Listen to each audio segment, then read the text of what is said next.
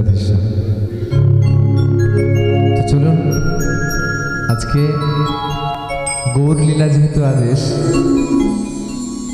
শ্রীমন মহাপ্রভুর অপ্রাকৃত পার্শ্ববৃন্দের মধ্যে এক অন্যতম এবং সবথেকে বয়োকনিষ্ঠ পার্শ্বদ ভক্ত রঘুনন্দন, সেই রঘুনন্দনের লীলা আজ আমরা আস্বাদন করব। যেহেতু বয়স ম্যাটার করছে, কিভাবে ভক্তি করব, কেমন ভাবে ভক্তি করলে কৃষ্ণকে প্রাপ্তি করা যায়, সেই প্রাপ্তিকরণের পন্থা অবলম্বন কি করেছিল সেই ছোট্ট রঘুনন্দন, সেই লীলা আজ আমরা আস্বাদন করব। তাই চলুন শ্রীধাম নবদ্বীপের সেই মুকুন্দ কবিরাজের কাছে শ্রীমন মহাপ্রভু শ্রীবাসঙ্গনে অনন্ত আজানুলম্বিত ভুজ হয়ে নৃত্য করছেন, আজানুলম্বিত ভুজ হয়ে নৃত্য করছেন। আর সে আজানুলম্বিত ভুজ হয়ে নৃত্য করতে করতে অর্ধ সমাধিগ্রস্ত হয়েছে। এমন সময় মুকুন্দ কবিরাজ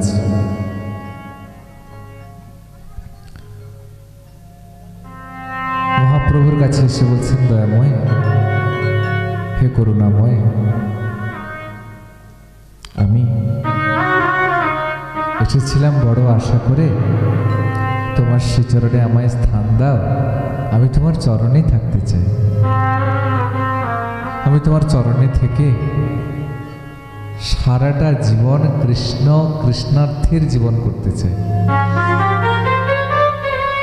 মুকুন্দ কবিরাজ যখন এমন করে বলছে, মহাপ্রভু বলছে, ও মুকুন্দ, তোকে না আমি আমার চরণে রাখবো না, তুই আমার সঙ্গে থাকিস না, তুই বাড়ি ফিরে যা, বাড়িতে গিয়ে কৃষ্ণার্থের সংসার কর, ছাড়িয়ে অনাচার। মুকুন্দ তুই বাড়ি ফিরে যা। বলছে, গৌর কি বলছো? গদাধর, শ্রীবাস, সদ্বৈত, নিত্যানন্দ, শ্রীনিবাস, রামচন্দ্র কবিরাজ, এরা সবাই তোমার স্থান পেল, আর আমি কোন দোষের দোষী যে আমাকে তুমি তোমার সঙ্গে রাখবে না? আমাকে তুমি তোমার সঙ্গে রাখবে না? আমি কি দোষের দোষী গো? আমাকে সঙ্গে নাও না দয়াল। যখন এমন করে বলছেন, তখন মহাপ্রভু বলছেন, সবাই যদি ব্রহ্মচারিত্ব গ্রহণ করে গৃহত্যাগী হয়ে যায়, তাহলে সমাজের আর 5টা সংসারী জীব কি মনে করবে? বলে, তাহলে সংসারের থেকে বোধহয় কৃষ্ণ ভজন করা যায় না, কৃষ্ণ ভজন করতে গেলে তাহলে ব্রহ্মচারিত্বই নিতে হয়।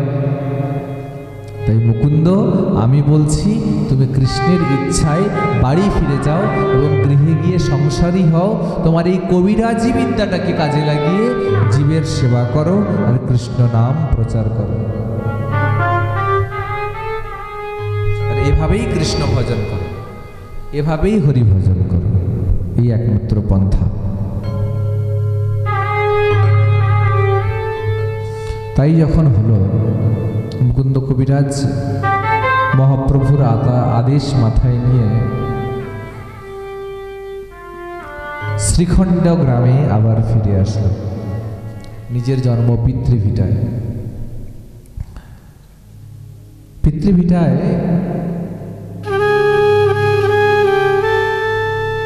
ফিরে এসে মুকুন্দ নিজের সেই পুরাতনী কবিরাজি বিদ্যা শুরু করলো, এবং কবিরাজি বিদ্যা শুরু করে কৃষ্ণ ভজনও করছে, কৃষ্ণ কথামৃত আস্বাদনও করছে, আর কবিরাজি বিদ্যাও শুরু করেছে। আস্তে আস্তে সময় যায়, দিন যায়, অনেক অনেক দূর দূরান্ত থেকে অনেক গ্রামবাসীরা, অনেকে রোগীরা তাদের রোগ নিয়ে কবিরাজের কাছে আসে, আর কবিরাজের কাছে এসে রোগ দেখিয়ে নিজেদের রোগের অপ্রাকৃত ঔষধি নিয়ে রোগ সারিয়েও নিয়ে যায়। কিন্তু একদিন ওই রাজ্যেরই রাজা নবাব হুসেন শাহ। নবাব হুসেন শাহর তীব্র গাত্র যন্ত্রণা শুরু হলো। কি জ্বালা, কি যন্ত্রণা, কি বেদনা। সে তীব্র গাত্র যন্ত্রণা নিয়ে ছুটতে ছুটতে ছুটতে ছুটতে সমস্ত কবিরাজকে দেখালো, অনেক দিক বিদিক হয়ে শূন্য হয়ে অনেক বৈদ্যকে দেখালো, অনেক ডাক্তারকে দেখালো, কিন্তু হায় রে পোড়া কপাল, কেউই তার সেই কোনো কবিরাজি তার সেই তীব্র গাত্র যন্ত্রণা কমাতে পারল না। কেউ তার কমাতে পারল না তীব্র গাত্র যন্ত্রণা। যখন কেউ কমাতে পারল না, তখন নিজের মন্ত্রীকে ডেকে বলছে, মন্ত্রী এক কাজ করো, এই রাজ্যের মধ্যে সবথেকে জ্ঞানী এবং সবথেকে পণ্ডিত কবিরাজ যে, তাকে ডেকে আনো। বলে সব কবিরাজ তো দেখিয়ে দিয়েছি, তবে হ্যাঁ একজন রয়েছে বাকি, কিন্তু সে তো আসবে না বাড়িতে, তার কাছে যেতে হবে। বলে কি নাম তার? বলে শ্রীখণ্ডে থাকে, নাম হচ্ছে মুকুন্দ কবিরাজ। মুকুন্দ কবিরাজ শ্রীখণ্ডে থাকে। বলে মুকুন্দ কবিরাজ শ্রীখণ্ডে থাকে, কে এমন, কত এমন বড় কবিরাজ যে আসবে না? বলে না, সে তো আসবে না, সে তো আসার নয়। তাহলে আমাকে যেতে হবে? ঠিক আছে, চলো রথ বের করাও। আমি রথে করে সমস্ত সৈন্য সেনাবাহিনীকে নিয়ে আমি নিজেই যাব তার কাছে। কিন্তু রথ বের করাও বললেই তো হয় না। মুকুন্দ কবিরাজের বিশেষ নিয়ম রয়েছে, একমাত্র যারা গরিব, যারা দরিদ্র, তাদেরই চিকিৎসা করেন মুকুন্দ কবিরাজ, অন্যথা অন্য কারো নয়, অন্যথা অন্য কারো নয়। বলছে নবাব, এই রাজবেশ নিয়ে, এই রাজ ঐশ্বর্য নিয়ে মুকুন্দ কবিরাজের কাছে গেলে তোমার রোগ কোনোদিনও সারবে না, আর সে তোমার কোনোদিন চিকিৎসাও করবে না। তাই কৃপা করে এই রাজবেশ পরিত্যাগ করো। নবাব বলছে এত বড় স্পর্ধা, আমি একটা সাধারণ কবিরাজের জন্য আমার মাথার মুকুট নামাবো? আমি সাধারণ কবিরাজের জন্য আমি গরিবের বেশ ধারণ করব? কিন্তু অসহ্য গাত্র যন্ত্রণাও তো হচ্ছে, কিন্তু কি করা যায়? এই গাত্র যন্ত্রণা থেকে কিভাবে মুক্তি পাওয়া যায়, তাই ভাবছেন। বলছে যাই হোক, এখন তো প্রাণী তো বাঁচতে হবে, প্রাণে বাঁচলে অনেক নবাবী আসবে, তো তাই প্রাণী বাঁচার জন্য মুকুন্দ কবিরাজ বাধ্যগত নিজের রাজবেশ পরিত্যাগ করলেন, এবং রাজবেশ পরিত্যাগ করে শেষ অবধি গরিবের বেশ, একটা ভিখারির বেশ ধারণ করে চললেন কোথায়? ওই মুকুন্দ কবিরাজের কাছে। মুকুন্দ কবিরাজের কাছে এসে পৌঁছেছে। আর এদিকে মুকুন্দ কবিরাজের বাড়ি কোথায় জানেন না, রাস্তায় একে ওকে জিজ্ঞেস করছেন। বলে মুকুন্দ কবিরাজের বাড়ি কোথায় গো? মুকুন্দ কবিরাজের বাড়ি কোথায়? সবাই বলছে মুকুন্দ কবিরাজের বাড়ি জানতে চাও? বলছে সোজা চলে যাও, যে বাড়িটার দ্বারে অনেক অগণিত ব্যক্তি দাঁড়িয়ে রয়েছে, অগণিত জনমানব দাঁড়িয়ে রয়েছে লাইন দিয়ে কাতারে কাতারে, এবং যে বাড়ির ভেতর থেকে উচ্চস্বরে কীর্তনের ধ্বনি শোনা যাচ্ছে, সেটাই মুকুন্দ কবিরাজের বাড়ি।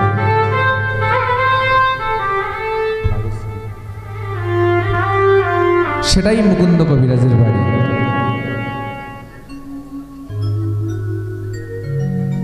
তো যখন এমন করে বলছে, তো তখন নবাব খুঁজতে খুঁজতে খুঁজতে খুঁজতে একা গরিবের দুঃখীর বেশ ধারণ করে ওই মুকুন্দ কবিরাজের কাছে এসে হাজির। এসে দেখছে মুকুন্দ কবিরাজের বাড়ির চারি আগের দিকে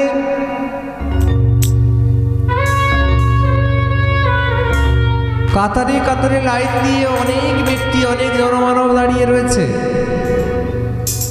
আর ঘরের ভেতর থেকে কৃষ্ণ কৃষ্ণ কৃষ্ণ বলে চিৎকার আর্তনাদ ধ্বনি শোনা যাচ্ছে। আর সেই ধ্বনির শব্দ শুনে মুকুন্দ নবাব হোসেন শাহ এসে বলছে, আরে এটা কার ধ্বনি, কে চিৎকার করছে? একজনকে ডেকে বলছে, এই যে তোমরা এরা তোমরা কারা? বলে, আরে আমাদের রোগ হয়েছে, আর সেই রোগ সারানোর জন্য এই মুকুন্দ কবিরাজের বাড়িতে এসেছি। বলে, রোগ সারানোর জন্য? বলে, আগে হ্যাঁ। বলে, কিসের রোগ, তোমার কি হয়েছে? কেউ বলছে কারো পেটের রোগ, কেউ বলছে কারো বুকের রোগ, কেউ বলছে কারো হাতের রোগ, কেউ বলছে চোখের রোগ, কেউ বলছে কারো মাথার রোগ। অনেকে অনেক প্রকারের রোগের কথা বলল, কিন্তু একজন দত্তর করে কাঁদছে, আর সে বলছে আমার যে মনের রোগ। বলে, মনের রোগ আবার কেমন? বলে, মনের রোগটা কেমন? বলে, মনের রোগটা কেমন জানো না? বলে, আমাদের যে মুকুন্দ কবিরাজ না, উনি দুই প্রকারের রোগ সারান। বলে, কি কি? বলে, এক তো হচ্ছে জাগতিক এই অঙ্গ প্রত্যঙ্গ সমূহের রোগ, আরেকটা হচ্ছে পারমার্থিক মনের রোগ। বলে, আমার প্রথম হয়েছিল পেটের রোগ, আমি মুকুন্দ কবিরাজের কাছে এসেছিলাম। আর যেদিন মুকুন্দ কবিরাজের কাছে আসি গো, সেদিন তার অপ্রাকৃত কৃপানুকম্পায় আমার এই পেটের রোগ সেরে তো যায় বটে, কিন্তু একটা নতুন রোগের ছোঁয়া লাগে আমার পরাণে। বলে, কি রোগ লেগেছিল? বলে, জানো, আমার সেদিন থেকে মনের রোগ লেগেছিল। বলে, মনের রোগ মানে মনে কি রোগ? বলে, আমার মন শুধু কৃষ্ণ কৃষ্ণ কৃষ্ণ বলে কাঁদে। এই কবিরাজে আমায় এমন ফেলেছে ফাঁদে, আমার মন কৃষ্ণ কৃষ্ণ বলে কাঁদে, তাই আমার মনের রোগ লেগেছিল। বলে, সেই যে মনের রোগ, তা কোনো একদিনের ওষুধে সারে না গো। বলে, তাহলে তোমার মনের রোগ সারবে কি করে?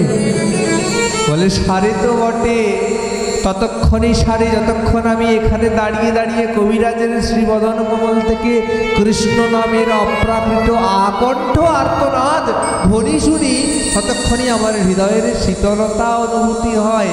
আর যখনই এখান থেকে ছেড়ে আবার ওই মাইক মায়ার জগতে, ওই বিষয়ের জগতে, ওই সংসারে চলে যাই, আবার এই হৃদয়টা খুব জ্বালা করে, আবার আমার মনের রোগ খুব তীব্র যন্ত্রণা দেয়। বলে, সারাটা জীবন তো কেটে গেছে কৃষ্ণ না ভোজে, আজকে আমার এই মনের রোগটা হয়ে আমি জানতে পেরেছি কৃষ্ণ কি বস্তু।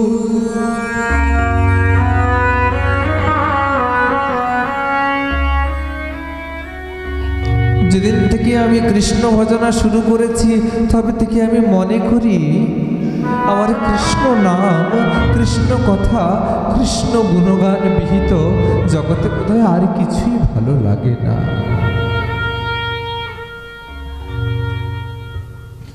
বলছে, যেই নাম সেই কৃষ্ণ ভজ নিষ্ঠা করি, নামের সহিত আছেন আপনি শ্রীহরি।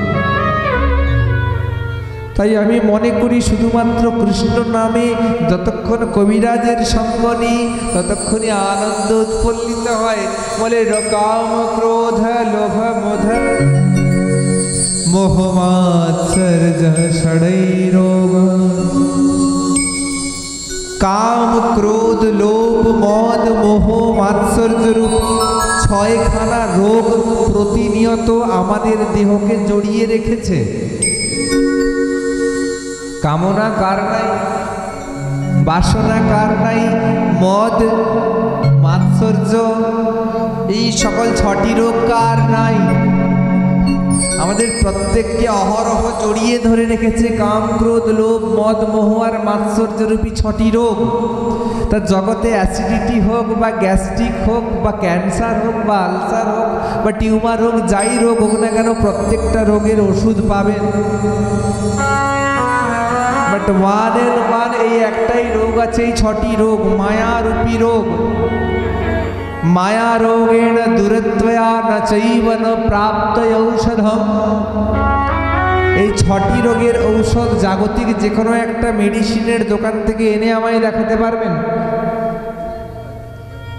আমায় কামে ধরেছে, আমায় ক্রোধে ধরেছে, আমায় লোভে ধরেছে, আমায় মদে ধরেছে, এই ওষুধগুলো, এই যে রোগ, এই রোগ থেকে বাঁচার যে কোনো একটা ঔষধ জাগতিক যে কোনো একটা দোকান থেকে এনে দিতে পারবেন? বলে কোনো মেডিসিনের দোকান আজও পর্যন্ত তৈরি হয়নি মেডিসিনের দোকান থেকে আপনি এই রোগের ঔষধ পাবেন। বলে ভাই নাই নাই নাই, এমন ঔষধের দোকান তো নাই, এমন ঔষধের দোকান নাই, তবে কবিরাজ রয়েছে বটে। বলে কবিরাজ মানে ডাক্তার রয়েছে, আর ডাক্তার মানেই ওষুধ আছে। বলে সে ডাক্তারটা কে? সে ডাক্তারটা অন্য কেউ নয়, স্বয়ং দয়ালে বৈষ্ণব ঠাকুর, দয়ার সাগর, এ দাসে করুণা করি, দিয়া পদ ছায়া শোধ হে আমারে, তোমারও চরণ ধরি।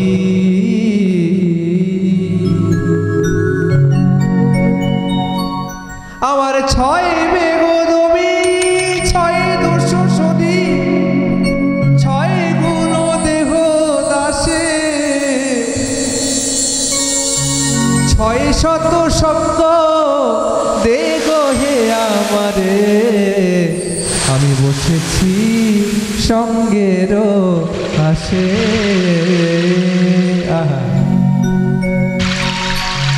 বলে 6 দোষ সধি, 6 গুণ দেহ দাসে, 6 শত সঙ্গ দেহ হে আমারে, বসেছি সঙ্গেরও আসে। বলে কেন? ওই বৈষ্ণবের সঙ্গ ধরতে হবে কেন? একলা একলা হরিভজন করা যায় না? বলে না না, করা যায় না, করা যায় না বলেই তো ধরতে বলছি চরণ। বলে কেন জানো? কারণ একা আমার, একা কি আমার নাহি পায় বলো, হরিনাম সংকীর্তনে তুমি কৃপা করি শ্রদ্ধা বিন্দু দিয়া, দেহ কৃষ্ণ নাম ধনে। বলে একা একা আমার কৃষ্ণ ভজন করতে বড় ভয় লাগে গো, কারণ কৃষ্ণ ভজন যতবারই করতে যাই ততবারই পড়ে যাওয়ার ভয় থাকে। একবার বুদ্ধদেব, ওই বৌদ্ধদের যে পণ্ডিত বুদ্ধদেব, যিনি আমাদের দশাবতারের একজন অবতার, একবার বুদ্ধদেবকে বলছেন তার একজন শিষ্য, বলছে বুদ্ধদেব একটা কথা বলি। বলে বলো কি কথা? বলছে আপনি সব সময় যে হরিনা এই জপ করেন, সবসময় কি জপ করতে থাকেন? ওঙ্কার ধ্বনি জপ করেন। আপনি সবসময় না মাটিতে বসে জপ করেন কেন? একটা উঁচু সিংহাসনে, রাজ সিংহাসনে বসেও তো জপ করতে পারেন। রাজ সিংহাসনে বসেও তো আপনি জপ করতে পারেন, মাটিতে বসে জপ করার কি আছে? তখন বলছে মাটিতে বসে জপ করার কি আছে? তখন বুদ্ধদেব কি কথাটা উত্তর দিয়েছিলেন জানেন? উত্তর একটা অদ্ভুত দিয়েছিলেন, মন দিয়ে শুনুন, খুব মন দিয়ে, এই একটা বাক্য। এরপরে ভাগবত কথা না শুনলেও হবে, চলে গেলে কিছু যায় আসে। এই একটা লাইন যদি মনে জীবনে কাজে লাগিয়ে নেন, জীবনে ঠকবেন না, আপনাকে কেউ ঠকাবে না। আর এই কাজটা লাইনটা কি জানেন?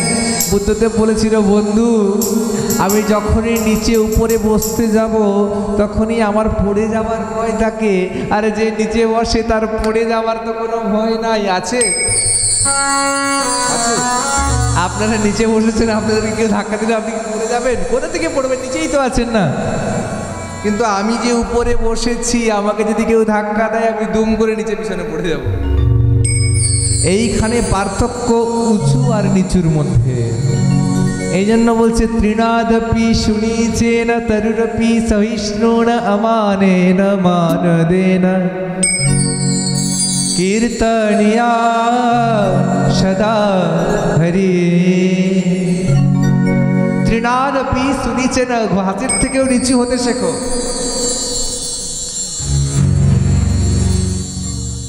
বলছে অতিবার বেড়ো না, ঝড়ে উড়ে যাবে। খুব বড় ঝড় হয়েছে, যারা বড় বড় বৃক্ষ তারা পড়ে যায় ভেঙে দুমড়ে মুচড়ে, কিন্তু যে সকল ছোট ছোট ঘাসগুলো, ওগুলোর কিছু হয়? ওগুলো যেমনকে তেমন রয়ে যায়। তাই সবসময় ঘাস হতে শিখুন, বৃক্ষ নয়। বৃক্ষ হলে অনেক জ্বালা, ঘাস হলে কোনো জ্বালা নাই, নো জ্বালা। তাস হতে শিখুন, ঘাস হতে শিখুন, মালিক নয়, বৃক্ষ নয়। মালিক হতে যাবেন, সব সময় খরচার দায়িত্ব আপনার। দাস হবেন, আপনার খরচার দায়িত্ব অন্য কারো। That is the difference between Malik and thus. তুমি যদি দাস হও কৃষ্ণের চরণে, তুমি তো ঠাকুর, আমি তোমারই কুকুর বলিয়া জানো হোমরে। তুমি হবে ঠাকুর, তুমি দা মালিক, আর আমি তোমার সার্ভেন্ট, আমি তোমার চাকর। চাকরের কাজ কি? মালিকের বিধিবিধান করা, আর মালিক যা বেতন দেবে বেতনে ভুক্ত হয়ে আনন্দে থাকা, তাই না? প্রতিনিয়ত তোমার সেবা করব, আরে বেতন কি চাই জানো? টাকা পয়সার বেতন চাই না। ভক্তিবিনোদ ঠাকুর বলছে বেতন কি দেবে জানো? বলছে আমারে দাস করো বেতন দিয়া, দিয়া প্রেমধন। মোরে দাস করো আর বিনিময়ে বেতন চাই, প্রেম রূপী বেতন দাও, যেন সবাকারে ভালোবাসতে পারি। আমাদের জগতে ভালোবাসার অভাব আছে মা, বহু ভালোবাসা। বেশিরভাগ ভালোবাসা তো এখন কলেজে রাস্তার মোড়ে মোড়ে দেখা যায়। এরকম অনেক প্রেম দেখা যায় ছেলে মেয়েদের, কিন্তু সেগুলো কি আর প্রেম? সে কামনায় পরিপূর্ণ প্রেম। কিন্তু কেমন প্রেমিক হতে হবে? অকামনা কৃষ্ণ ভক্তি মুক্তি বাঞ্ছা তুচ্ছ যার। অকামনা কৃষ্ণ ভক্তি মুক্তি বাঞ্ছা তুচ্ছ যার। যে মুক্তি চায় না, সে কি চায়? যে মরে গেলাম মরে যাই, অসুবিধা নেই, পরের জন্মে যদি জন্ম পাই আবার যেন বৈষ্ণব জগতে জন্ম পাই, যেন কৃষ্ণ চিনতে পারি, যেন রাধা নাম গাইতে পারি, যেন রাধা নামে ডুবতে পারি। রাধা নামের মধ্যে পরম সুখ রয়েছে, যার জন্য ব্রজরসে বলা হয়েছে না, রাধা নাম পরম সুখদায়ী, রাধা নাম পরম সুখদায়ী। রাধা নাম, রাধা নাম, রাধা নাম, রাধা নাম, রাধা নাম परम सुखदाई। राधा नाम परम सुखदाई। राधा नाम परम सुखदाई। राधा नाम परम सुखदाई। राधा नाम परम सुखदाई। राधा नाम परम सुखदाई। राधा राधा राधा राधा राधा राधा राधा राधा राधा नाम परम सुखदाई। राधा नाम परम सुखदाई।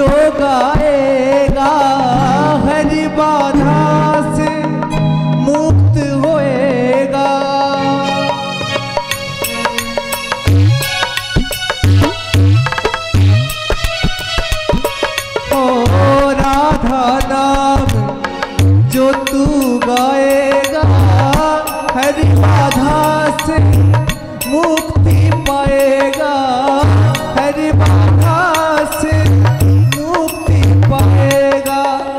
राधा नाम की सहारा लेकर, राधा नाम की सहारा लेकर, राधा नाम की हो जाई, राधा नाम परम सुखदाई, राधा नाम परम सुखदाई। राधा नाम, राधा नाम, राधा नाम, राधा नाम परम सुखदाई, राधा नाम परम सुखदाई।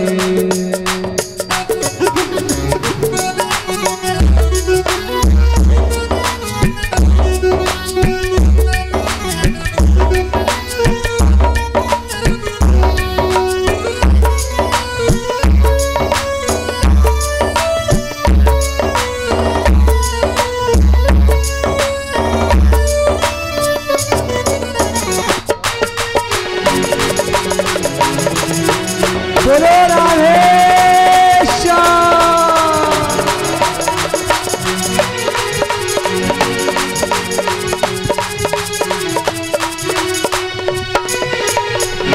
राधा नाम जप ले रे मनुआ, बाधा पार हो जाएगा।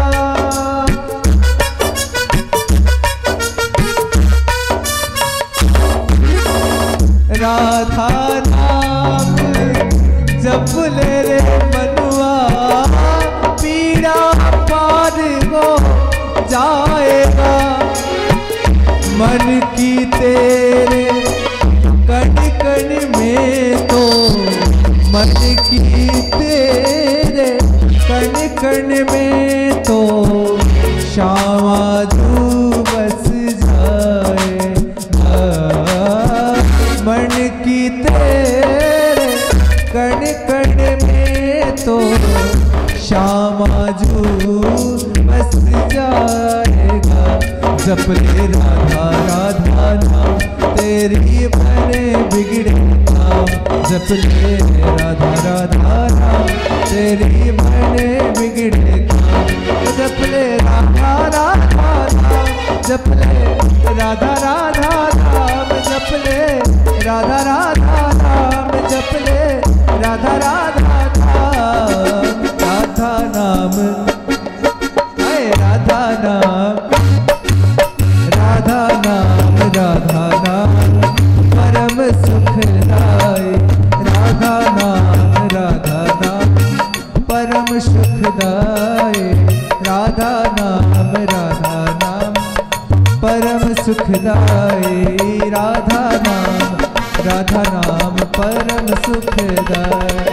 बोलो राधा राधा राधा राधा राधा राधा राधा राधा राधा राधा राधा राधा राधा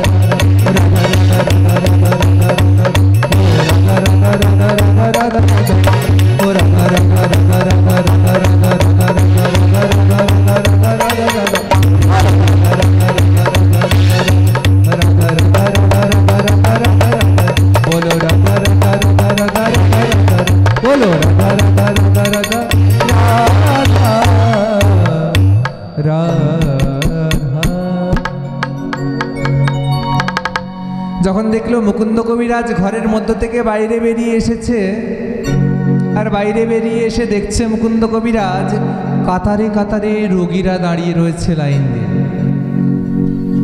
বলে ও মা, এত রোগী? বলে তোমাদের কি হয়েছে? বলে আমাদের রোগ হয়েছে। কারো দেহের রোগ তো কারো মনের রোগ। বলে ও মা তাই? বলে হ্যাঁ। বলছে আচ্ছা ঠিক আছে, আমার যা পূর্ণ নিয়ম, সব থেকে গরিব কে আছো সে সকলের আগে ফিরে আসো। যে সব থেকে বেশি গরিব সে সকলের আগে আসো, আর সেই গরিবের চিকিৎসা সকলের আগে হবে। অমনি নবাব হুসেন শাহ চিৎকার করে ডাকতে ডাকতে বলছে এই যে এই যে এই যে কবিরাজ ঠাকুর, আমি না সব থেকে বেশি বড় গরিব। আমি সব থেকে বড় গরিব, আমার চিকিৎসাটা আগে করে দাও। বলে ঠিক আছে, তোমার কি হয়েছে? বলছে আমার তীব্র গাত্র যন্ত্রণা, তীব্র গাত্র ব্যাধি। বলে তাই? বলে হ্যাঁ। বলে তাহলে কি করা যাবে? আমার চিকিৎসা করে দাও। বলে এক কাজ করে, তুমি যে মাটির দোয়ারটা দেখতে পাচ্ছ, এই মাটির দোয়ারের উপরে এসে শুয়ে পড়ো। বলে আমি নবাব হোসেন শাহ, আমি সারা বাংলার নবাব, আমাকে বলছে মাটির দোয়ারে শুতে লজ্জা করে না? রাজ পালঙ্ক ছাড়া ঘুমোই না, আমাকে এই মাটির দোয়ারে শুতে বলছে। বেশ পরিবর্তন করেছি তো কি হয়েছে? স্বভাব পরিবর্তন করেছি নাকি? সম্ভব নয়। তাহলে কিন্তু মনে মনে ভাবছি যখন সম্ভব নয়, কিন্তু আবার ভাবলো যে না, আমি যদি না শুই তাহলে আমার রোগের তো চিকিৎসা হবে না। এক কাজ করা যাক, শুয়েই পড়ি, কে আর দেখছে, কে আর জানে যে আমি নবাব বলে। তাই করলো, শুয়ে পড়লো মাটির দাওয়ায়। যেই না মাটির দাওয়ায় শুয়ে পড়লো, অমনি কবিরাজের অর্ধ গাত্র যন্ত্রণা যেন হঠাৎ করে কোথায় নিমেষে উধাও। হঠাৎ করে আবার কবিরাজ বলল, এই নাও, হাঁ করো তো, হাঁ করো। যেই না আ করেছে, অমনি আ করে একটা তুলসী চরণ, তুলসী মিশ্রিত মধু একটু এই কবিরাজ নবাবের মুখে যেই না দিল, অমনি সারা রোগ অনায়াসে নিবৃত্তি। বলে ও মা কবিরাজ, তোমার দাওয়াতে এই দোয়া ধুলোতে শোয়া মাত্রই আমার সর্বাঙ্গের রোগ 50% কমে গেছিল, এটা কি করে গো? বলে ও আর কি করে, ওই হবে কোনো কাউকে ওষুধ দিতে গিয়ে পড়ে গেছিল, আর সেই ওষুধটাই ক্রিয়া করেছে। কিন্তু আসল সত্য কি সেটা? বলে আসল সত্যটা তো হচ্ছে এটাই যে বৈষ্ণব চরণ রেণু ভূষণ করিয়া তনু, আর নাহি ভূষণের অন্ত। বৈষ্ণব চরণ রেণু ভূষণ করিয়ারে তনু, আর নাহি ভূষণের অন্ত। বৈষ্ণবের চরণ রেণু ভূষণ করতে হবে হৃদয়ে। বলে তাই? বলে হ্যাঁ। বলছে এই বৈষ্ণবের চরণ রেণু কত এই ধুলোতে পড়েছিল, আর সেই চরণের ধুলিকণা গায়ে লাগা মাত্রই তো নবাব হোসেন শাহের 50% রোগ কমে গেছিল। আর 50% রোগের ক্রিয়া হচ্ছে কিভাবে? ওই তুলসী পাত্র খাওয়ার জন্য। নবাব বলল, এত বড় কবিরাজ এই গ্রামে পড়ে থাকবে তা কখনো হয়? তুমি এখনই চলো আমার সঙ্গে রাজ দরবারে। আরে তুমি কে? রাজ দরবারে ডাকছো? কে তুমি? আমি কে জানতে চাও? বলে এই ফলস চুলটাকে খুলে আর গায়ের ওই কাপড়, ছেঁড়া কাপড় যেই খুললো, ভেতর থেকে রাজ পোশাক বেরিয়ে এলো, আর দেখলো এ তো অন্য কেউ নয়, স্বয়ং নবাব হোসেন শাহ। আরে নবাব আপনি এভাবে? হ্যাঁ আমি নবাব। বলে তো? বলছে তোমাকে এখনই যেতে হবে আমার সঙ্গে, রাজ বৈদ্য, রাজ কবিরাজ হয়ে থাকতে হবে। বলে না না, আমি কোথাও যাব না, আমি চেয়ে এসেছি শুধুমাত্র গরিবদের সেবা করব, আমি রাজার সেবা করতে চাইনি। আমি ঐশ্বর্য থেকে মাধুর্য আস্বাদন করা যায় না। কিন্তু কে শোনে কার কথা? নবাব বলল, শেষ কথা, আগামীকাল প্রভাত হওয়ার সঙ্গে সঙ্গে তুমি আমার সঙ্গে যাবে রাজ দরবারে। যখন এমন করে বলছেন, তো তখন নবাব হোসেন শাহ চলে গেলেন। আর এদিকে ঠাকুর ঘরে এসে মুকুন্দ কবিরাজ, মহাপ্রভু কৃপা করো বলে আছাড় খেয়ে এসে পড়েছে। আর বলছে, দয়াল গৌর, আমি তো চাইনি এমন রাজ ঐশ্বর্যের সেবা করতে, আমি তো চাইনি রাজ কবিরাজ, রাজবৈদ্য হতে। আমি তো চেয়েছি এই গরিব দুঃখীর সেবা করি আর কৃষ্ণ নাম করি, তুমি সেটা কেড়ে নিলে আজ আমার থেকে।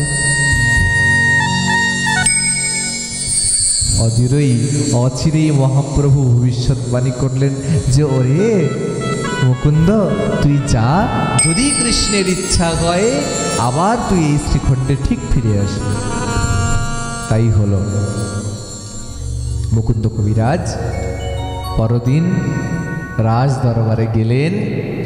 একদিন রাজা নিজে আবার ভুল বুঝতে পারলেন, মুকুন্দ কবিরাজের আসল স্বরূপ দেখলেন এবং ভাবলেন, হায় রে, আমি আমার প্রতিপত্তির জন্য একজন বৈষ্ণব ভক্তকে আটকে রেখেছি, এ কখনো হয়? এ সম্ভব নয়। তো কি করা যাবে? আমি একে আবার পুনরায় শ্রীখণ্ডে ফেরত পাঠালাম। কিছুদিন গেল, শ্রীখণ্ডে ফিরে এসে মুকুন্দ কবিরাজ বিবাহ করলেন। বিবাহ করে সংসার যাপন করতে করতে একটা ছোট্ট সন্তান হলো। সরস্বতী পুজোর দিন নাম রাখা হলো রঘুনন্দন। মায়ের কাছে জানালো, হে মা, হে সরস্বতী, তুমি তো বিদ্যার অধিষ্ঠাত্রী দেবী, তুমি কৃপা করো আমার সন্তান যেন ভাগবত পড়তে পারে, আমার সন্তান যেন গীতা অধ্যয়ন করতে পারে। জাগতিক শিক্ষায় কোনো লাভ নেই, এমন জাগতিক শিক্ষা আমার চাই না। মা, তুমি কৃপা করো মা, তোমার এই শুভ দিনে, এই শুভ পঞ্চমী তিথিতে আমার ছেলে জন্ম হলো, তুমি ওর কণ্ঠে সদা স্ফুরিত হও। ছোট্ট রঘু আস্তে আস্তে বড় হয়েছে। রঘুর বয়স 7 বছর। 7 বছর বয়স। 7 বছর বয়সে আর কতটা পড়াশোনা করেছে? ক্লাস 2-3 পড়ে। একদিন বাবা ঠাকুর ঘরে সেবা করছে, প্রভাতের সময়ে মঙ্গল আরতি করে বাবা প্রভাত আরতি করে ঠাকুর ঘরে ভাগবত অধ্যয়ন করছেন। আর ওদিকে ছোট্ট রঘুনন্দন এসেছে। আর ছোট্ট রঘুনন্দন এসে বাবার কাছে হাত জোড়ো করে দাঁড়িয়ে রয়েছে। বাবা হঠাৎ করে দেখছে, রঘু, আরে তুই এত ঠান্ডায় এত ভোরে কেন ঘুম থেকে উঠেছিস? তুই যা যা যা বাবা, শুয়ে পড়, এখন অনেক রাত। রঘু বলছে, না বাবা, আমি ভাগবত শুনবো, আমায় ভাগবত শুনতে দাও। বলে, তাই? বলে, হ্যাঁ। বলে, আচ্ছা শোন, তুই সংস্কৃত শ্লোক বুঝতে পারবি? বলছে, বাবা তুমি বুঝিয়ে দেবে, আগে সংস্কৃত শ্লোকটা বলো। তো শোনাচ্ছে, নিগম কল্পতরুর্গলিতম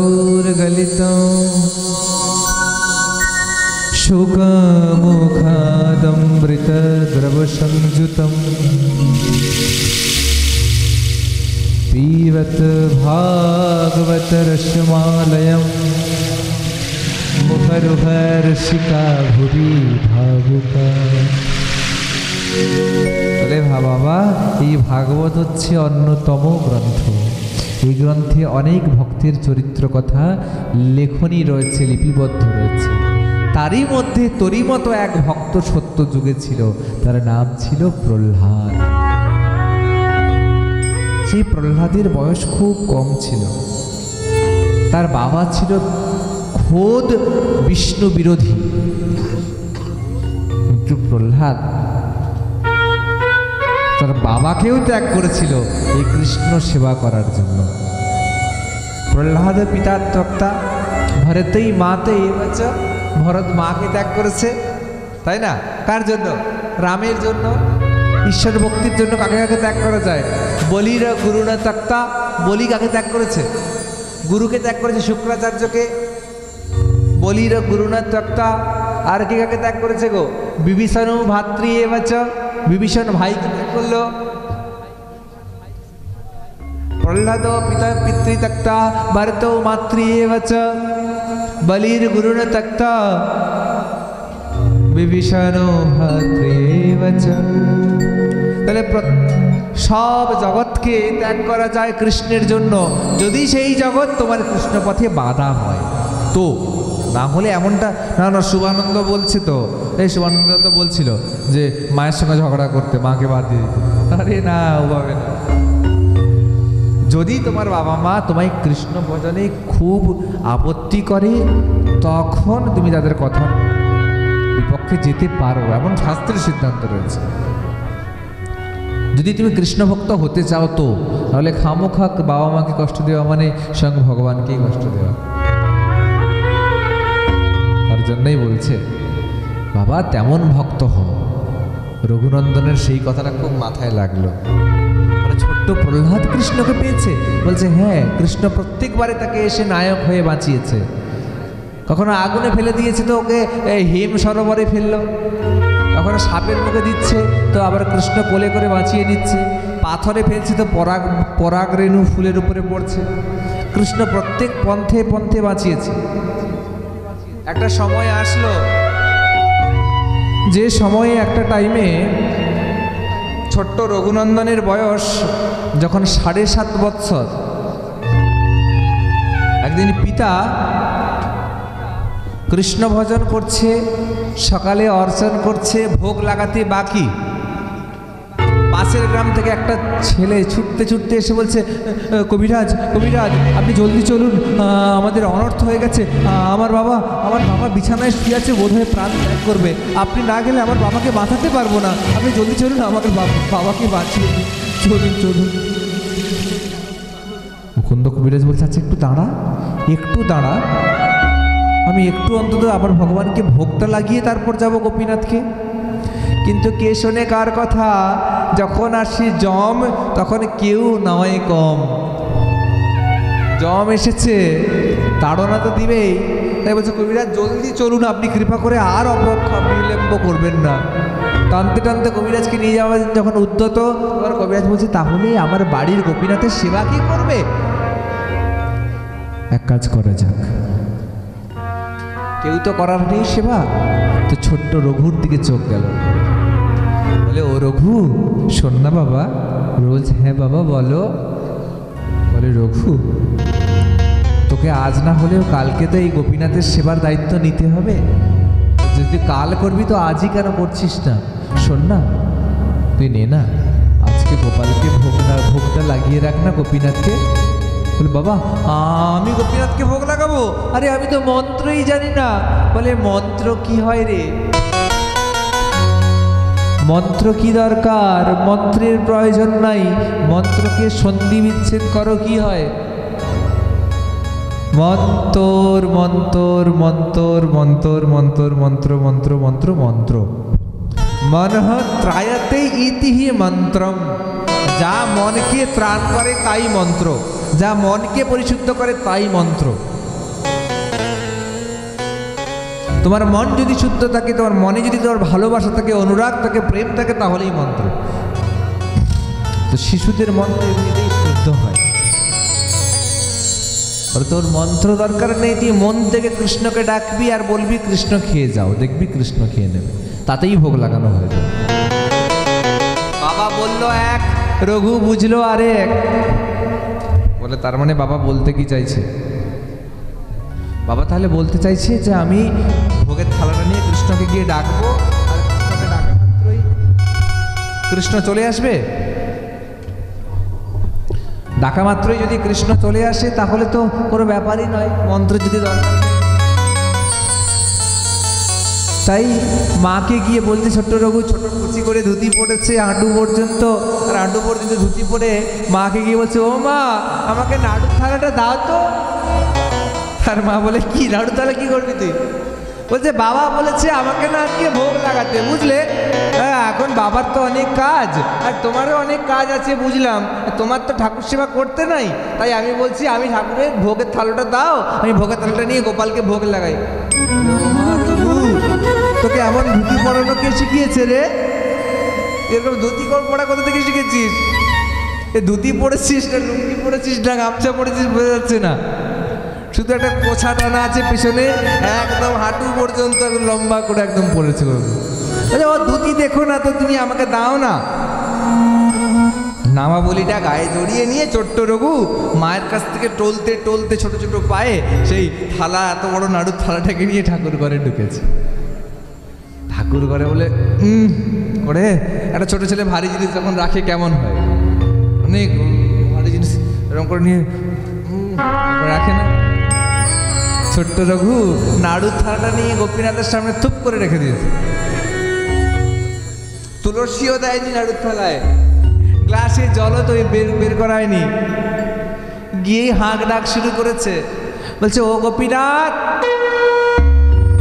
গোপীনাথ ও গোপীনাথ কোথায় আছো, জলদি আসো। যেন গোপীনাথ তার বাড়ির লোক। গোপীনাথ কোথায় আছো, জলদি আসো, আজকে না বাবা বাড়িতে নেই জানো। যেহেতু বাবা বাড়িতে নাই আর আজকে তোমাকে খাওয়ানোর দায়িত্বটা আমার পড়েছে। বলি কি গোপীনাথ দেরি করো না, অনেক বেলা হলো, বেলা হইল দামোদর আইসো এখনো, এই ভোগ মন্দিরে বসি করো ভোজন। আমি নাহি জানি পরিপাটি, আমি না জানি রন্ধন, এই সুখারুখা এক মুষ্টি করহ ভোজন। গোপীনাথ আমি তো রান্না জানি না, আমি তো ভোগ লাগাতেও জানি না, আমি তো মন্ত্রও জানি না, জানি না তুমি কেমন করে খাও আর কতগুলো খাও, এই এতগুলো এনেছি, তুমি কৃপা করে জলদি আসো, জলদি খেয়ে যাও। বাবা চলে আসবে, তাহলে আমাকে বাবা বলবে এতক্ষণ ধরে কি করছিলি। ছোট্ট রঘু জোর হাঁক ডাক দিচ্ছে, কিন্তু কে শুনে কার কথা। মহাপ্রভুর কাছে ভোগ লাগিয়ে ঠাকুর বলেন, ও গৌর তাড়াতাড়ি আসো, খেয়ে যাও, তাড়াতাড়ি খেয়ে যাও, খেয়ে যাও, জলদি খেয়ে যাও। গৌর কি বিগ্রহের ভেতর থেকে বাইরে বেরিয়ে খাবে, গ্রাসে গ্রাসে তুলে খাবে? কেন খাবে? দর্শন মাত্রেণ ভগবান প্রস্তুতম প্রসাদ ইতি কহয়তে যথা। ঈশ্বর দর্শন করেন, সেই দর্শন মাত্রই ভোগ প্রস্তুত। তাই হবে। ছোট্ট রঘু বার বার বার বার গোপীনাথ আসো, গোপীনাথ নাড়ু খা, গোপীনাথ নাড়ু খা, গোপীনাথ নাড়ু খা, গোপীনাথ নাড়ু খা, গোপীনাথ নাড়ু খা, গোপীনাথ নাড়ু খা, গোপীনাথ নাড়ু খা, গোপীনাথ নাড়ু খা। এইভাবে গোপীনাথ নাড়ু খাও, নাড়ু খাও বলে বলে যখন রঘুনন্দন দেখছে আজকে আর গোপীনাথ আসছে না, যখন গোপীনাথ কোনো মতেই আসছে না, রঘুনন্দনের ডাকে সাড়া দিয়ে, তখন গোপীনাথের প্রতি রঘুনন্দনের ভাবনা হলো যে গোপীনাথ আমি ছোট বলে কি আসছে না। চারিদিকে দেখলো আমার কি কোথাও ভুল হচ্ছে, ও হো আমি তো ভুলেই গেছি, ঘরের দরজা জানলা না লাগালে গোপীনাথ কেন খাবে? ভাই দরজা লাগানো নাই, জানলা লাগানো নাই, বেডশিটও ঘেরা নেই। এখানে ভোগ লাগানোর সময় বেডশিট ঘিরে দিয়েছিল, তো দরজাও লাগানো নেই, জানলাও লাগানো নেই, তাহলে গোপীনাথ খাবে কেন? কি দরকার? বলে গোপীনাথ তুই আগের থেকে তো বলবি যে তোর দরজা জানলা লাগানো প্রয়োজন, দরজা জানলা লাগানো চাই, তো আগের থেকে বলতে পারতিস না? দাঁড়া দাঁড়া, আমি এক্ষুনি দরজা জানলা লাগিয়ে দিচ্ছি। ছোট্ট রঘুনাথ আস্তে করে উঠে দরজা জানলা সব লাগিয়ে দিল। দরজা জানলা লাগিয়ে দিয়ে ছোট্ট রঘুনাথ গোপীনাথের কাছে বসে বলছে, গোপীনাথ এবার খা। যখন দেখছে আমার গোপীনাথ তাও আসছে না, তো বলছে ও গোপীনাথ তুই কি এখনো আসবি না? কিন্তু আসছে না। যখন আসছে না তখন ছোট্ট রঘুনন্দন বলছে, ও হো এবার বুঝেছি, তোর মাথায় চূড়াটা রয়েছে আর তুই বেরোতে পারছিস না সিংহাসন থেকে, বারবার চূড়াটা তোর সিংহাসনে লেগে যাচ্ছে না, তার জন্যই তুই আসতে পারছিস না। না আচ্ছা দে তো চূড়াটা নামিয়ে দিচ্ছি। কেমন শুদ্ধা প্রেম ভক্তি, দে দে তো চূড়াটা নামিয়ে দিচ্ছি, দে। চূড়াটা নামিয়ে দিল, তাও গোপীনাথ আসছে না। গোপীনাথ যখন তাও আসছে না, তখন রঘুনন্দনের খুব রাগ হলো। বলছে এত করে ডাকছে, আমি সমন্ত্র জানি না, আমি শ্লোক জানি না, আমার কোনো জানা নেই, আমি জ্ঞানী অজ্ঞানী, আমি মূর্খ বলে আমাকে এভাবে প্রত্যাখ্যান করবি?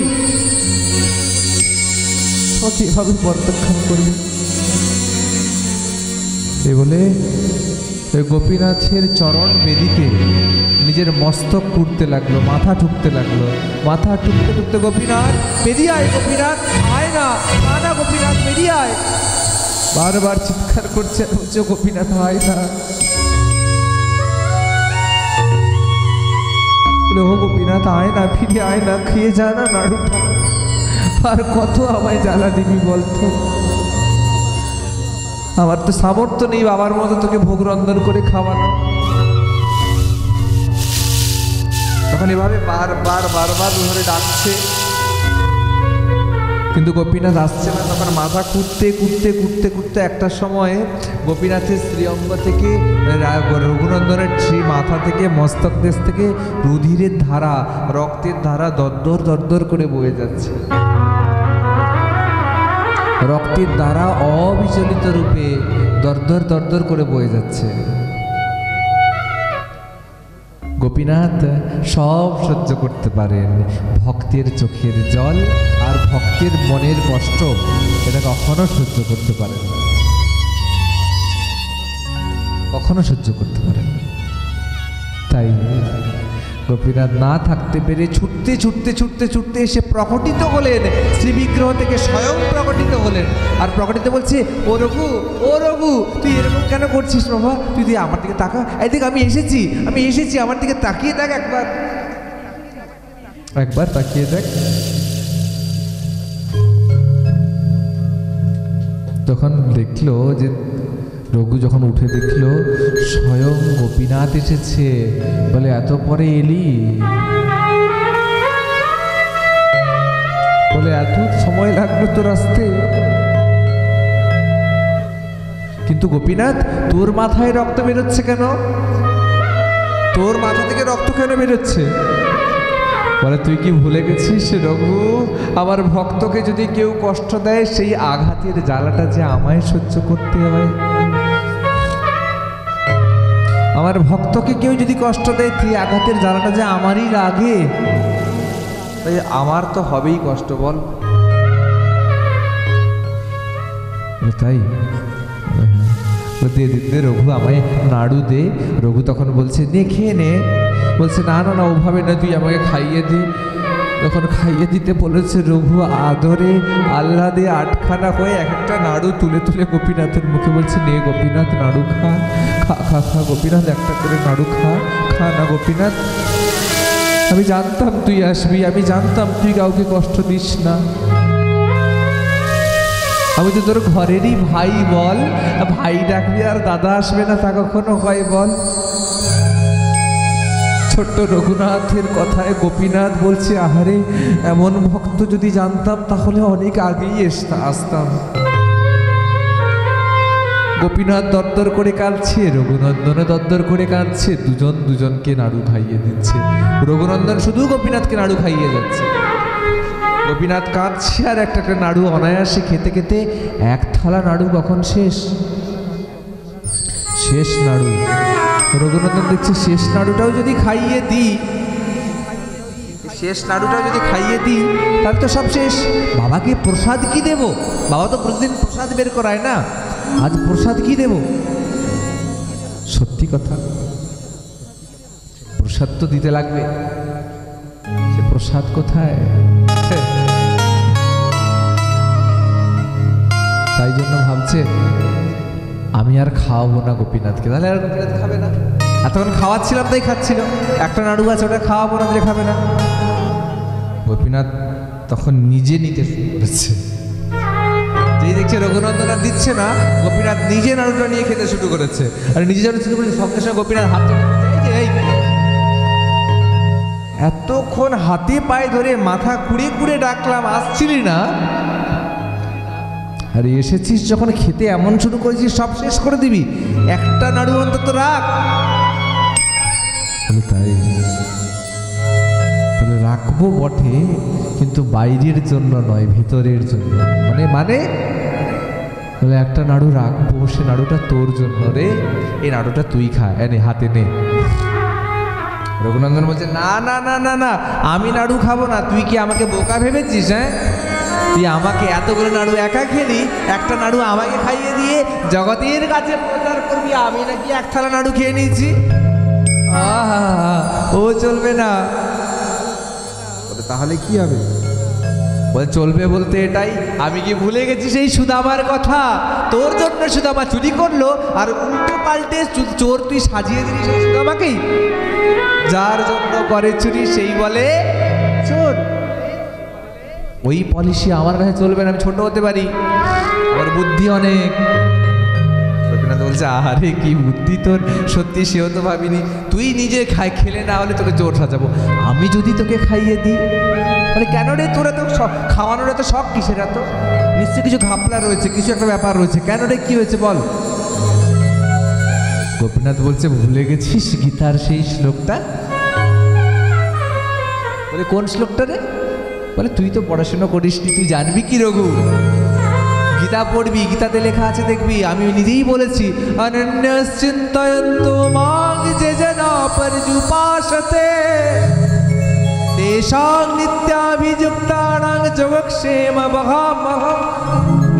কেউ যদি অরণ্য চিত্ত সহকারে চোখের জলে হা গোপীনাথ আমি তোমার, তুমি তো আমার, আমার যা কিছু ধন সম্পত্তি দেহ গেহ যা কিছু তোমার চরণে আজ থেকে সঁপে দিয়েছি, এই বলে যদি কেউ চিৎকার করে শুধু গোপীনাথ আমি তোমার তোমার তোমার হলাম বলে নিজেকে সঁপে দেয়, তাহলে গোপীনাথ তার প্রয়োজনীয় প্রত্যেকটা প্রারব্ধ অপ্রারব্ধ বস্তু নিজের মাথায় করে তার ঘরে গিয়ে বই দিয়ে আসে। ভগবান নিজে প্রতিজ্ঞাবদ্ধ করেছেন যে অনন্যশ্চিন্তয়ন্তো মাং যে জনা পর্যুপাসতে তেষাং নিত্যাভিযুক্তানাং যোগক্ষেম বহামহম। আমি প্রতিজ্ঞা করছি তার প্রত্যেকটা প্রারব্ধ অপ্রারব্ধ বস্তু আমি নিজে মাথায় করে গিয়ে তার বাড়িতে গিয়ে বই দিয়ে আসবো। শুধু অনন্য চিত্ত সহকারে কৃষ্ণের ভজন করা লাগবে, হরি ভজন করা লাগবে, হরি নাম করা লাগবে।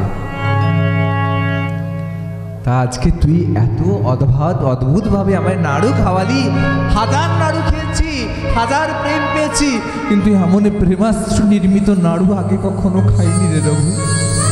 তাই এর ঋণ আমি কি করে শোধ করি? তাই আয় তুই কর, আমি তোকে নাড়ুটা খাইয়ে দিচ্ছি। রঘুনাথ বলছেন না না না না না, আমি তো নাড়ু খাবো না, আমি করবো না। তুই হাজার বললেও আমি করবো না, আমি করলে তুই নাড়ু খাইয়ে দিবি আর আমাকে চোর সাজিয়ে দিবি, আমি জানি। বলছে না রে, বারবার করেছি বলে এবারও করবো, তার কোনো মানে নেই, কিন্তু তুই কর। কিন্তু রঘুনন্দন করছে না। ছোট্ট ছেলের গাল তো গোল গোল হয়। গোপীনাথ বলছে তোকে করানো কি বিশাল দুঃসাধ্য ব্যাপার নাকি? আমি যদি চোখ বলি যাহার ভ্রুকুটি মাত্র জগৎ প্রলয় হয়, যাহার ওষ্ঠ কোণে হাসি মাত্র জগৎ সৃজয়।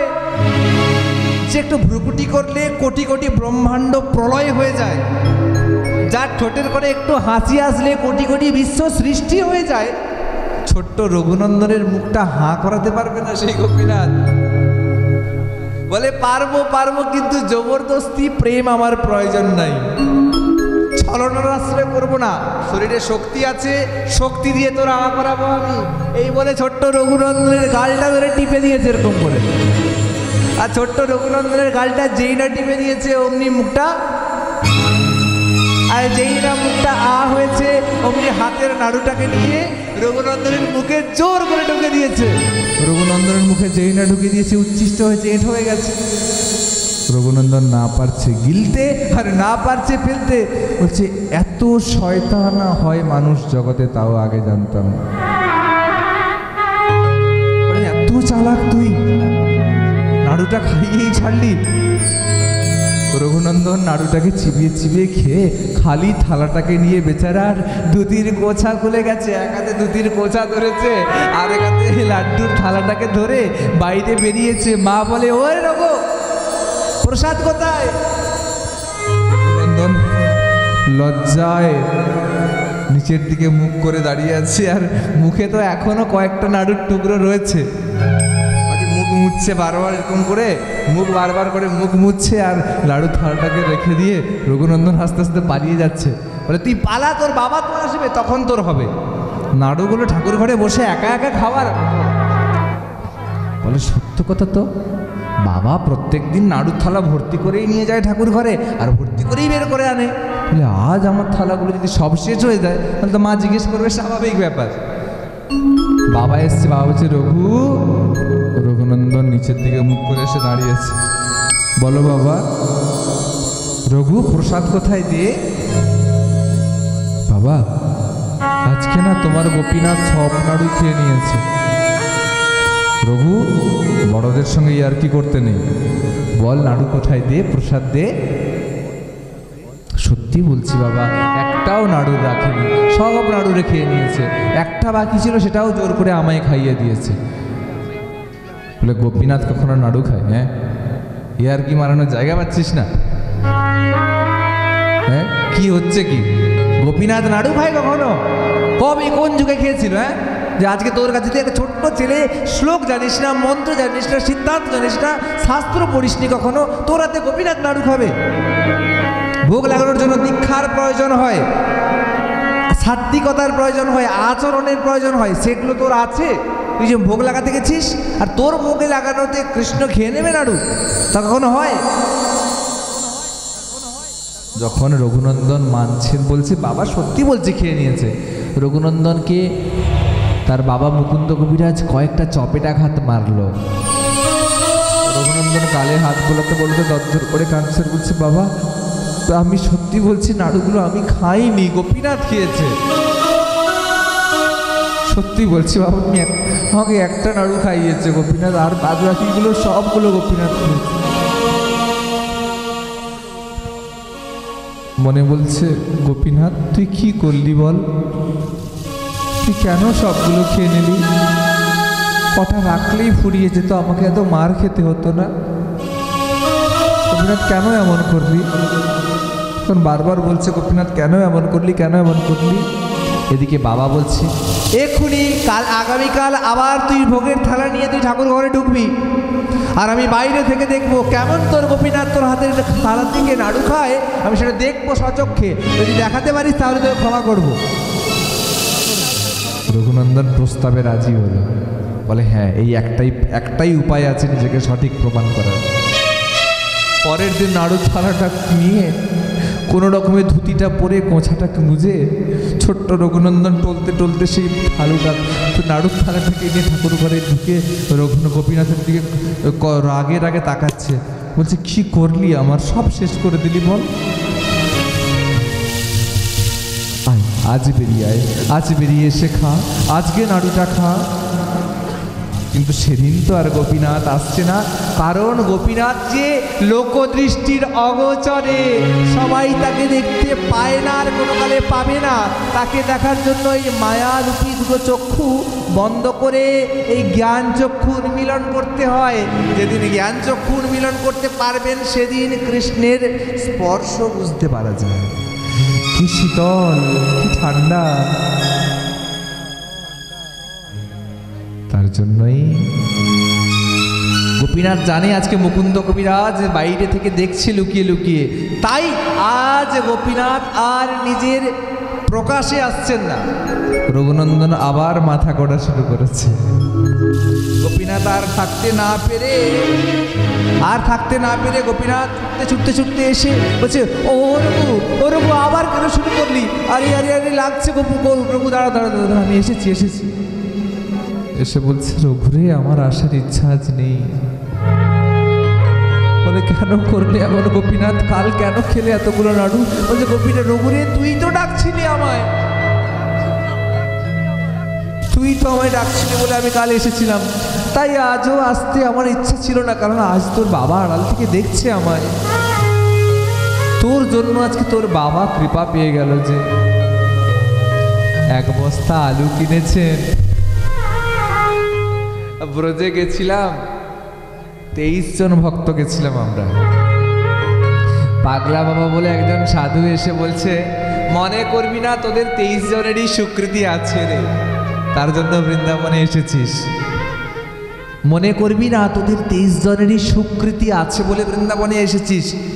মনে রাখবি সত্যি হচ্ছে এটাই, 1 বস্তা আলু রাধারানী মাগিয়েছেন, তার মধ্যে 5-7টা পচা আলুও রয়েছে, বিনা সুকৃতিবান মানুষ যারা ওই বস্তার টানে চলে এসেছে, তাই না?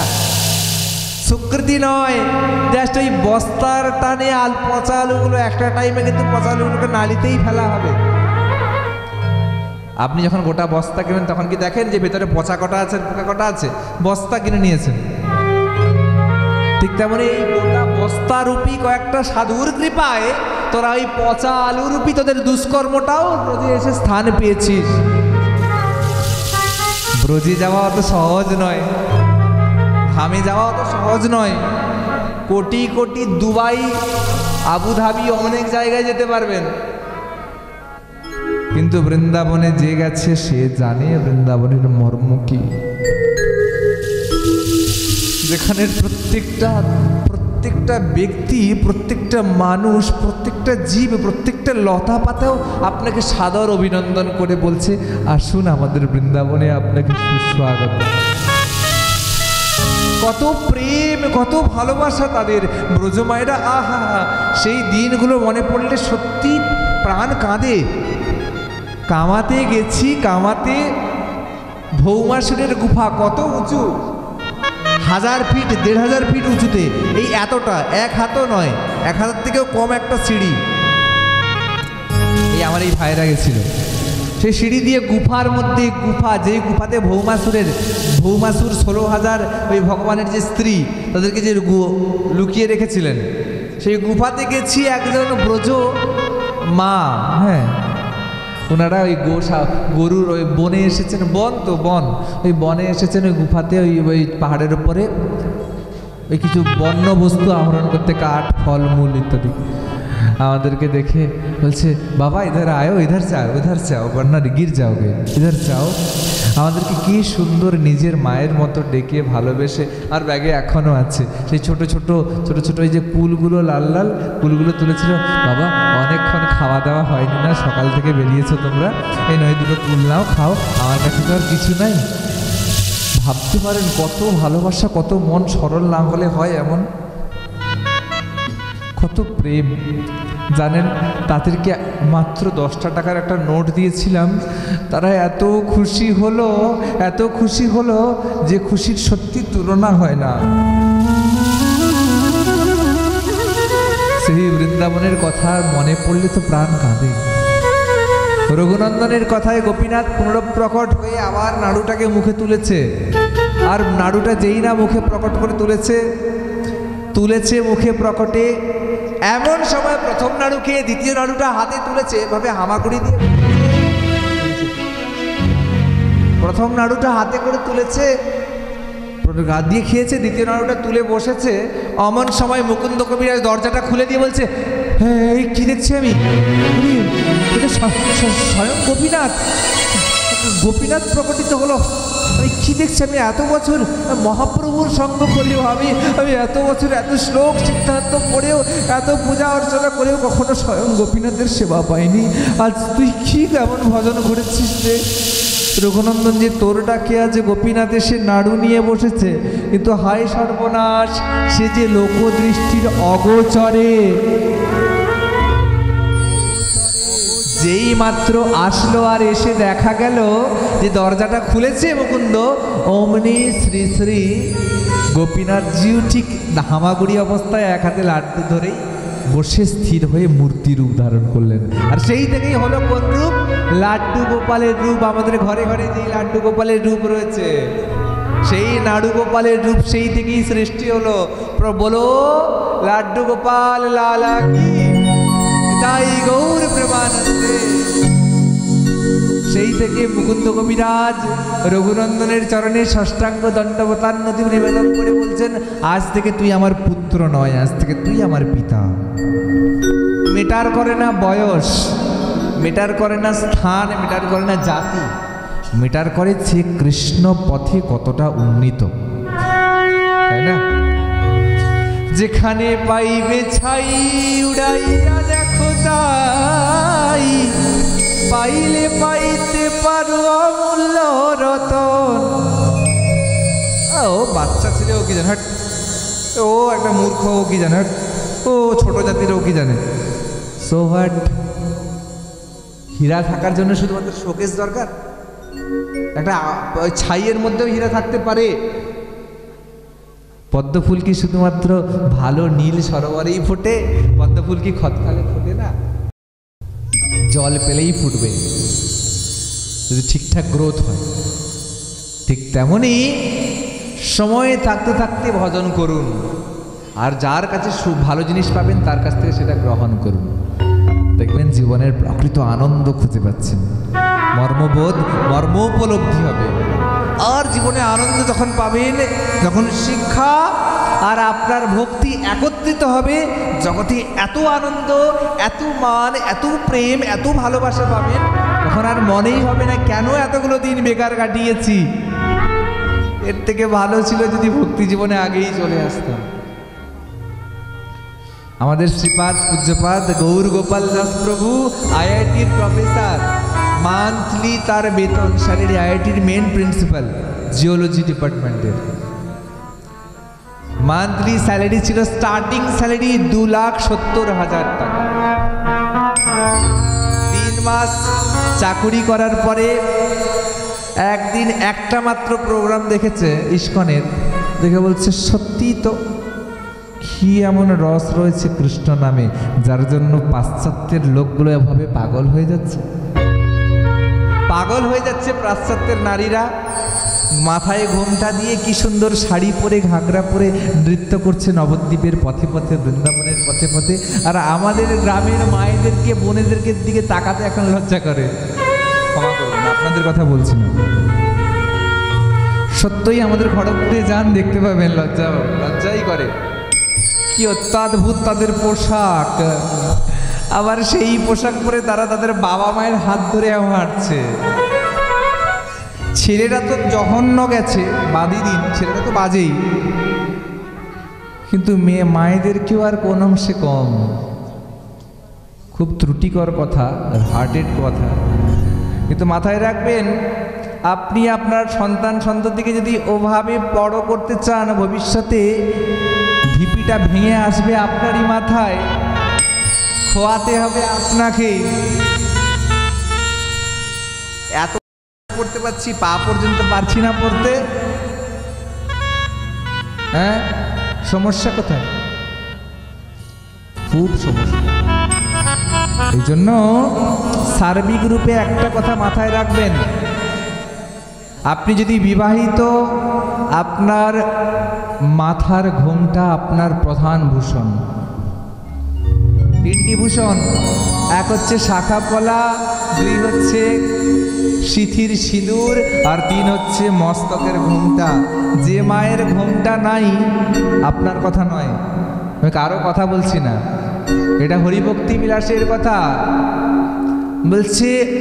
উত্তরিয়া বিচলম মস্তকে যথা বজ্র নিকেতনম, বলে যে নারীর মাথায় ঘোমটা থাকে না, মানে বিবাহিত নারীর কথা বলছি, মাথায় ঘোমটা থাকে না, তার স্বামীর মস্তকে বজ্র নিপাত হওয়ার প্রবল সম্ভাবনা থাকে।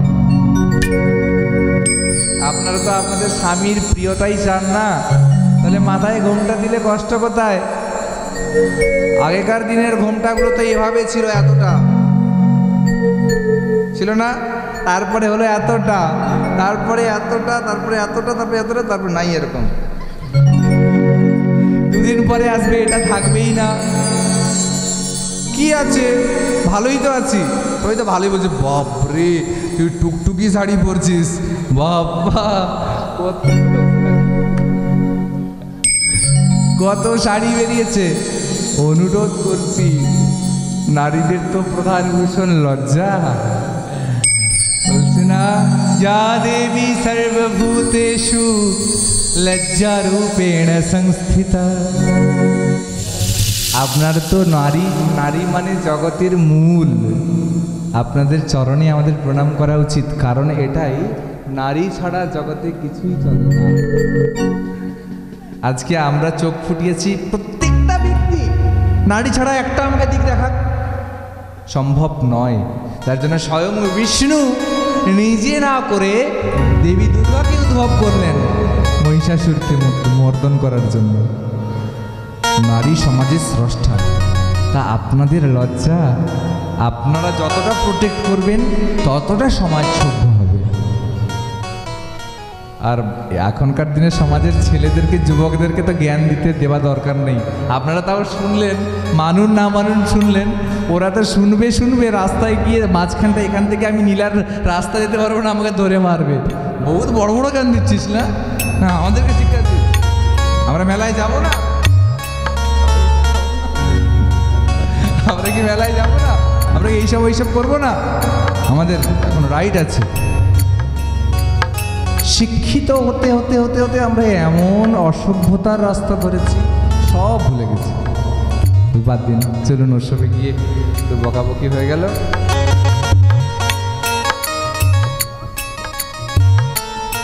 হ্যাঁ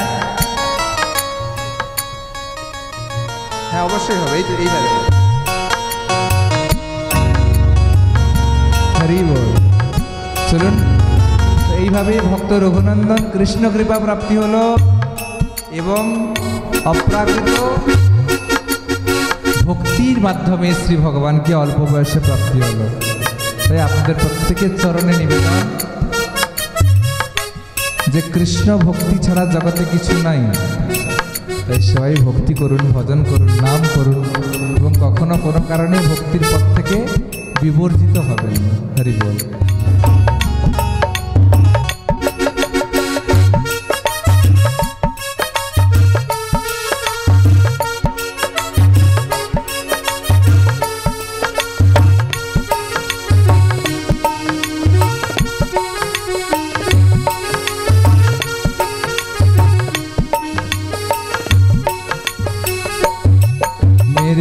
राधा रमन गिरिधारी, मेरे राधा रमन गिरिधारी, गिरिधारी श्यामा बनवारी, मेरे राधा रमन गिरिधारी, गिरिधारी श्यामा बनवारी।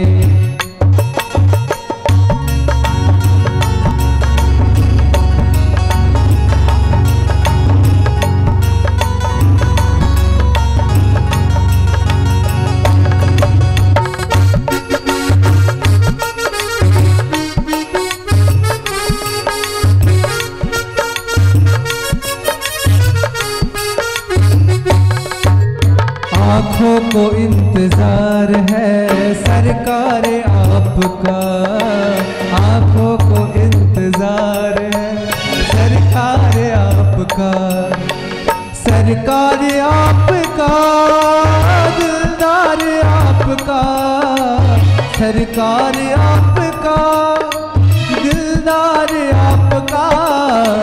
आँखों को इंतजार है सरकार आपका, आँखों को इंतजार है सरकार आपका।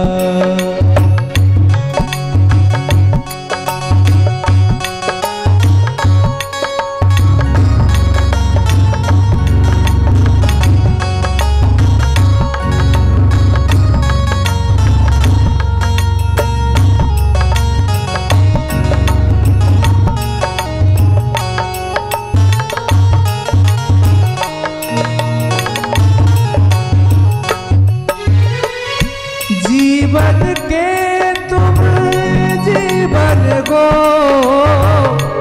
तुम्हारे बिना कहाँ मैं जाऊं,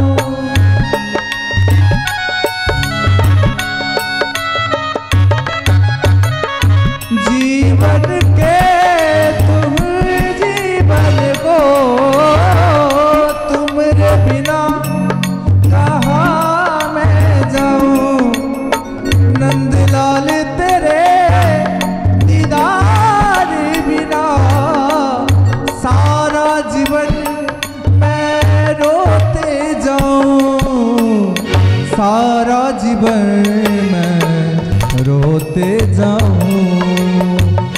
सारा जीवन में रोते जाऊं।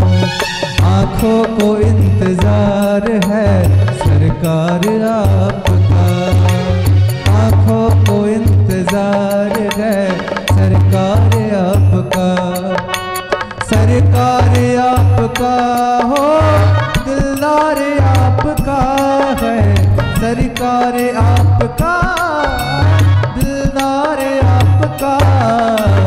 आंखों को आंखों को आंखों को आंखों को है, आंखों को इंतजार है सरकार आपका, आंखों को इंतजार है सरकार आपका, आंखों को इंतजार है सरकार आपका।